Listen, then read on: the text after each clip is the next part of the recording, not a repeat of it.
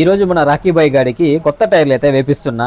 ఒక్క టైర్ కి 150 రూపాయలు తీసుకుంటాడు అనుకోలేదు. మన బండి బ్యాక్ టైర్ చూడండి ఎంత అందంగా తయారైందో. టైర్ లోపల ఉండే దారం కూడా బయటకు వచ్చేసింది. చిన్న రాయి తగిలినా గానీ డామ్ అని పేలిపోతుంది టైర్. డ్రమ్ము మరియు యాక్సిల్ బోల్ట్లను విప్పి రిమ్మును అయితే కిందకి దింపామావా. బ్రేక్ షూ దాంతో పాటు చైన్స్ ప్యాకెట్ అయితే సపరేట్ అయిపోయాయి.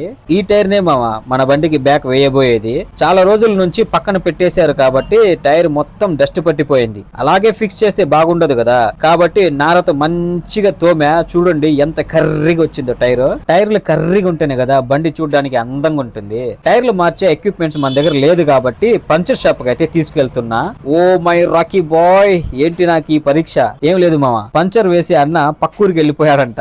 అన్న వచ్చేసరికి లేట్ అవుతుంది అంటున్నారు. అందుకే ఇంకెలాగో ఇది మనకు తెలిసిన పనే కాబట్టి దిగిపోయా మామ టైర్ మార్చేయడానికి. వీళ్ళ దగ్గర టైర్ బీడింగ్ ని ప్రెస్ చేసే మిషన్ లేదంట. మావా నాకైతే టైర్ బీడింగ్ ని కిందకి దింపడానికి చుక్కలు కనబడ్డాయి. ఎలాగో అలాగా కింద పైన పడి టైర్ ని అయితే బయటికి తీసేసా. తెచ్చిన టైర్ ని ట్యూబ్ ని మంచిగా రిమ్ కి అయితే ఫిక్స్ చేసేసా మామ. టైర్ పెద్దదిగా ఉంది కాబట్టి చూడడానికి చాలా బాగుంది. ఫైనల్ గా మంచిగా గాలిని నింపి ఇంటికి అయితే వచ్చేసా. రాకీ గాడికి టైర్ ని ఫిక్స్ చేసేటప్పుడు కొంచెం కష్టమైంది మామ, కానీ చివరికి మంచిగా సెట్ అయింది. మీలో ఎంత మంది దగ్గర కే బజాజ్ 4S ఛాంపియన్ ఉందో కింద కామెంట్ చేయండి. మామా రాకీ బాయ్ గాడికి బ్యాక్ టైర్ ని మార్చిన తర్వాత లుక్ చూడండి అద్దిరిపోయింది.